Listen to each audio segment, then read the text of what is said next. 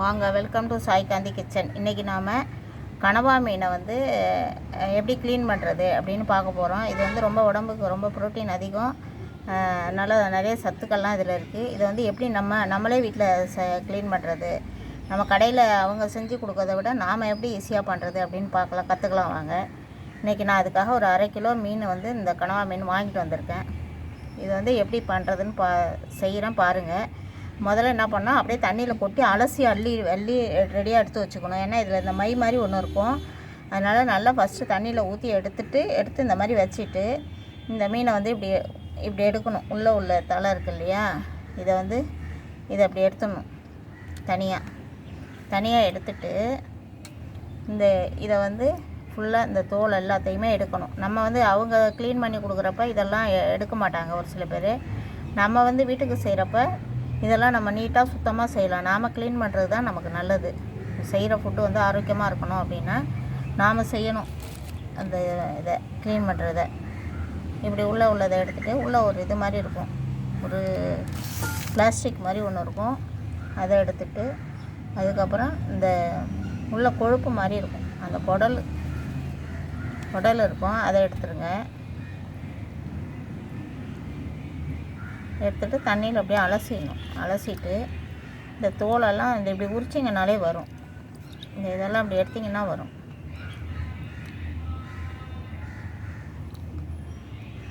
இதை வந்து இப்படி நேராக கட் பண்ணிக்கலாம்.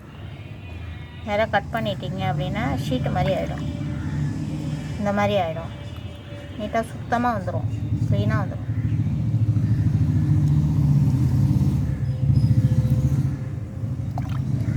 இந்த மாதிரி வரும். அந்த இந்த கருப்பாக இருக்குல்ல, அதெல்லாம் போயிடணும். மறுபடியும் நம்ம அலசுவோம். இந்த மாதிரி எடுத்து வச்சுக்கணும். இதை எடுத்துகிட்டு இதை பீஸாக்கு அப்படியே கட் பண்ணணும். நம்ம தொக்கு பண்ணுறதுக்கு இந்த மாதிரி சின்னதாகவும் கட் பண்ணிக்கலாம், பொடுசாகவும் கட் பண்ணிக்கலாம். இது வெந்த உடனே ரொம்ப சின்னதாகிடும். இப்படி வச்சுக்கலாம். இதோட தலை வந்து போடுறவங்க விருப்பம் இருக்கிறவங்க போடுங்க. ஆனால் அதை நான் எப்படி க்ளீன் பண்ணுறதுன்னு காட்டிடுறேன். தலையை வந்து இந்த மாதிரி இந்த நார்மலாக தொங்குறத கட் பண்ணிவிட்டு இதை வந்து இப்படி குறுக்க கட் பண்ணணும். அப்போ அது பல்லு மாதிரி ஒன்று இருக்கும், அதை எடுத்துடணும். இதை அப்படியே கண்ணோடு அப்படியே கட் பண்ணிடணும். அந்த மை வந்து போடக்கூடாது. அதனால் இந்த மாதிரி வரும். வேணுங்கிறவங்க எடுத்துங்க, இல்லைன்னா தலையை வேணாம் அப்படின்னா தலையை கட் பண்ணிடலாம். இதில் உள்ள அந்த கருப்பாக இருக்கு இல்லையா தோல், அதுவும் உரிக்க வரும். நல்லா க்ளீனாக வரும், வெள்ளைன்னு வரும். அவ்வளோதான். இது வந்து ரொம்ப சிம்பிள் தான்.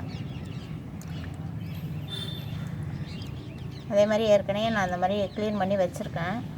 அதை அப்படியே குறுக்க அரிஞ்சிட வேண்டியதான். குறுக்க அரிஞ்சிட்டா அந்த கொழுப்பு மாதிரியெல்லாம் இருக்கும், அதெல்லாம் எடுக்கணும். அதெல்லாம் எடுத்துகிட்டு இப்படி கட் பண்ணணும். இது ரவுண்டாக ஸ்லைஸ் பண்ணியும் கட் பண்ணலாம். இந்த 65 மாதிரி போடுறதுக்கு ரவுண்டாக கட் பண்ணலாம். இந்த மாதிரி எடுத்துக்கணும். இப்போ பாருங்கள், இந்த தலையை இப்படி எடுக்கணும். எடுத்து இப்படி வச்சிடணும். இதை இப்படி இந்த பிளாஸ்டிக் மாதிரி ஒன்று இருக்கும், அதை எடுத்து வச்சுட்டு இந்த தோலை இப்படி உரிக்கணும். இதனால் சுத்தமாக வந்துடும், க்ளீனாக வந்துடும்.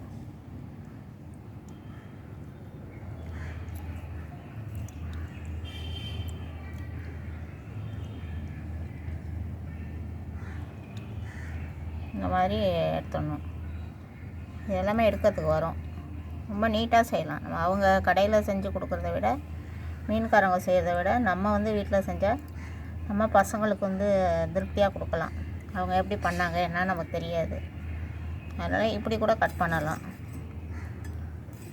இந்த மாதிரி கட் பண்ணிவிட்டு வறுக்கிறதுக்கு இந்த மாதிரி கூட கட் பண்ணுவாங்க. அதனால் நான் உங்களுக்கு 2 மெத்தடாக நான் கட் பண்ணி காட்டுறேன். அதுக்கப்புறம் இந்த குறுக்க இதை லாஸ்ட் உள்ளதை வந்து இப்படி குறுக்க கட் பண்ணிடணும். ஏன்னா அது குடல் மாதிரி ஒன்று இருக்கும், அதெல்லாம் எடுத்துடணும். எடுத்துட்டு இந்த மாதிரி இப்படியே பரட்டிக்கணும். இந்த மாதிரி ரவுண்டாக ஸ்லைஸாக கட் பண்ணோம் அப்படின்னா இந்த மாதிரி எடுக்கணும். டைரெக்டாக இது பண்ணால் குறுக்க அப்படியே கட் பண்ணிவிட்டு முதல்ல நான் காட்டினால அந்த மாதிரி எடுத்துடலாம். இந்த மாதிரி ரவுண்டாக வரும். இதை வந்து நம்ம மசாலா போட்டு எண்ணெயில் பொரிச்சு எடுக்கலாம். அப்படி திருப்பிடுங்க.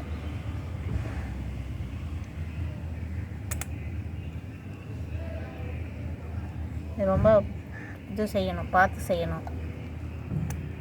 சிம்பிள் தானா, இந்த மாதிரி க்ளீனாக எடுக்கணும். பரட்டி விடணும். அந்த பிளாக்லாம் இருந்துச்சுன்னா சுரண்டி எடுத்துடணும். இந்த மாதிரி உரிச்சிடலாம், நல்லா ஈஸியாக உரிக்க வரும்.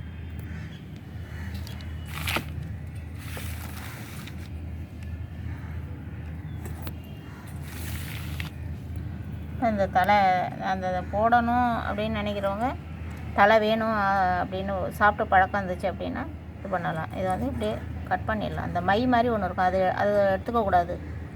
அதனால தான் இதை வந்து இந்த ஒரு ஒரு பல்லு மாதிரி ஒன்று இருக்கும், அதை எடுத்துடணும்.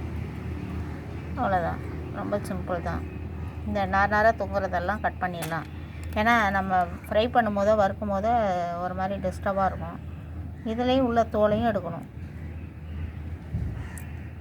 இப்படி எடுத்திங்கன்னா வந்துடும். அவங்க வெளியில் ஹோட்டலில் அங்கெல்லாம் இதெல்லாம் எடுக்க மாட்டாங்க. நம்ம வீட்டில் செய்கிறதுனால இந்த மாதிரி எடுத்துடணும் க்ளீனாக. உரிச்சாலே வரும். பசங்களுக்கு நம்ம வீட்டில் செஞ்சு கொடுக்குறதுனால இதெல்லாம் பார்த்து தான் செய்யணும். நம்மளே க்ளீன் பண்ணுறது தான் நல்லது. மீன் எதாக இருந்தாலும் பெரிய பெரிய மீனாக இருந்தால் கடையில் செஞ்சுக்கலாம். வீட்டில் இதெல்லாம் வீட்டில் தான் செய்யணும். அவங்க அதெல்லாம் எடுக்க மாட்டாங்க இந்த மாதிரி.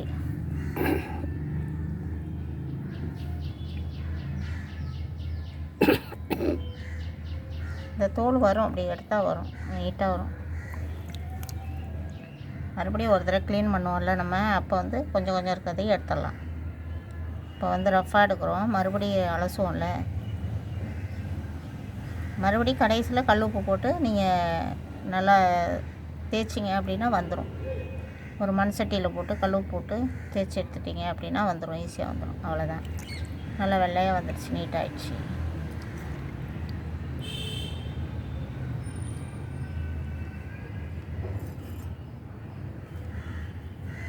அவ்வளோதான். அந்த இதை எடுத்துகிட்டு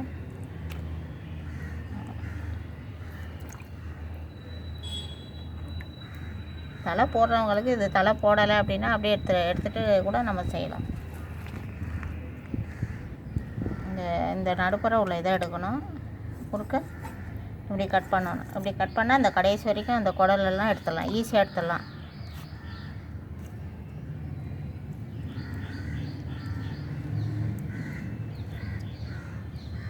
இது ரொம்ப இந்த இதில் நம்ம ஃப்ரையோ 65 வறுவல் எல்லாம் செஞ்சாலும் எது செஞ்சாலும் ரொம்ப டேஸ்ட்டாக இருக்கும்.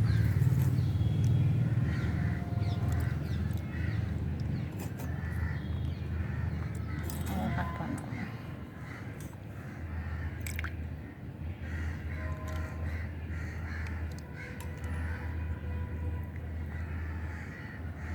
இந்த மாதிரி எடுத்துடணும். இந்த மேலே உள்ள தோல் வந்து நல்லா வரும்.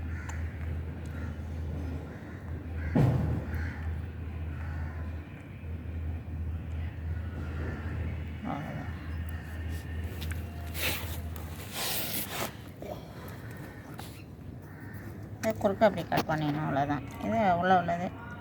மேக்ஸிமம் நீங்கள் தலையெல்லாம் தலை வேணுங்கிறவங்க போட்டுங்க, அப்படி இல்லைன்னா தலையை அப்படியே நீங்கள் கட் பண்ணிவிட்டு வெறும் இதை மட்டும் ஃப்ளஷ் மட்டும் எடுத்துக்கலாம். நல்லாயிருக்கும், பசங்களுக்கு கொடுக்கலாம். அதனால் இதில் நிறைய சத்துக்கள் நிறைய இருக்குது. இங்கே அதிகமாக கிடைக்கிறது கிடையாது. இது சொல்லி வச்சு மீன்காரவங்கிட்ட சொல்லி வச்சு வாங்கணும். சீசன்லாம் நிறைய கிடைக்கும். நான் இன்றைக்கி உங்களுக்கு கூட நான் அவங்ககிட்ட சொல்லி வச்சு தான் வாங்கிட்டு வந்தேன்.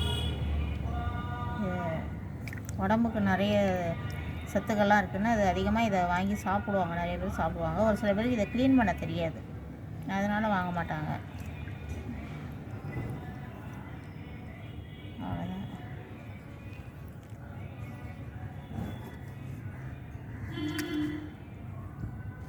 இதை க்ளீன் பண்ணிவிட்டு நான் இதில் எப்படி இந்த தொக்கு செய்யறது அப்படின்ட்டு நான் வீடியோ போடுறேன்.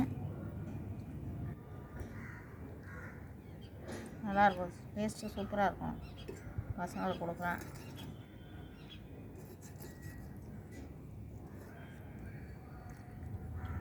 மறுபடியும் ஒரு தடவை இதை நல்லா நம்ம கல் உப்பு போட்டு தேய்ச்சி அலசணும்.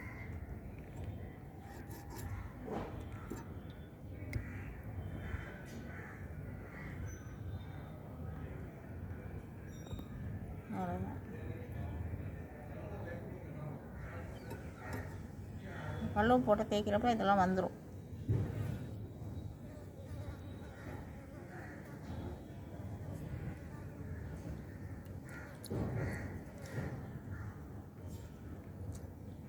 இதுக்குள்ளே குடல்லாம் இருக்கும். இதை நீங்கள் இப்படி கட் பண்ணிடு.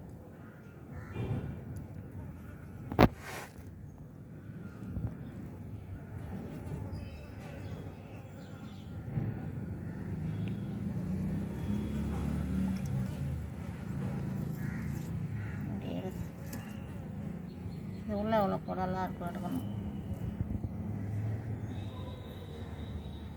கடைசி வரைக்கும் அதை கட் பண்ணணும்.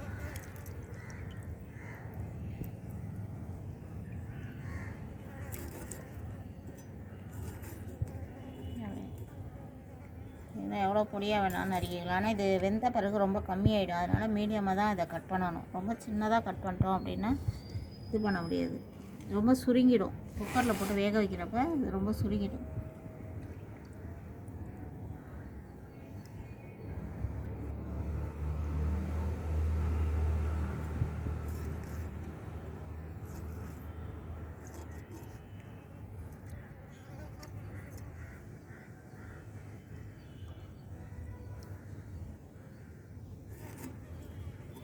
இப்படி பெருசாக கட் பண்ணால் தான் வேகும் போது சின்னதாகிடும்.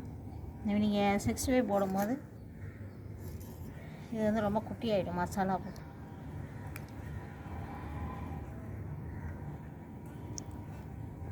தொக்கு வச்சா நல்லாயிருக்கும். இது 65 போடும்போது பார்த்து போடணும், தெரிக்காது.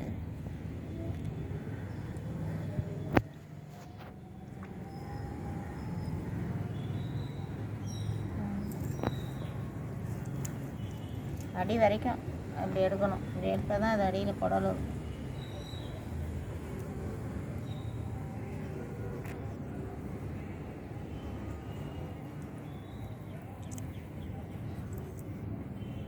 இப்படி வெள்ளையாக வரும். இப்படி எடுக்கணும். இது நீட்டாக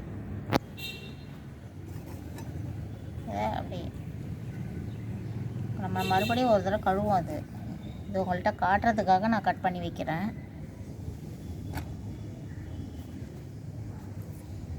அடுத்து இதை முடிச்சுட்டு நம்ம இதை வந்து எப்படி தொக்கு செய்யலாம் அப்படின்னு வீடியோ இன்னும் அடுத்து பார்க்கலாம். அடுத்த வீடியோவில் உங்களை நான் சந்திக்கிறேன். இதோட லிங்க்கை நான் அதில் கொடுக்குறேன், பார்த்துக்கோங்க. ஏன்னா இது தெரிஞ்சால் தானே உங்களுக்கு அது செய்யறதுக்கு வசதியாக இருக்கும்.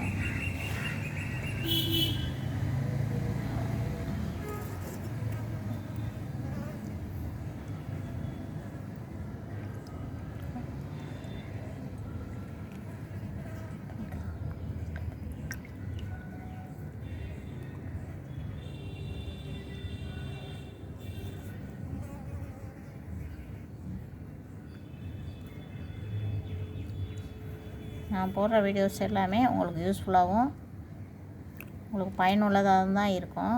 பாருங்கள், ரெகுலராக பாருங்கள். என்னுடைய சேனலை வந்து சப்ஸ்கிரைப் பண்ணுங்கள், லைக் பண்ணுங்கள், ஷேர் பண்ணுங்கள். அப்போ தான் நான் போடுற வீடியோஸ் உங்களுக்கு ரெகுலராக வரும்.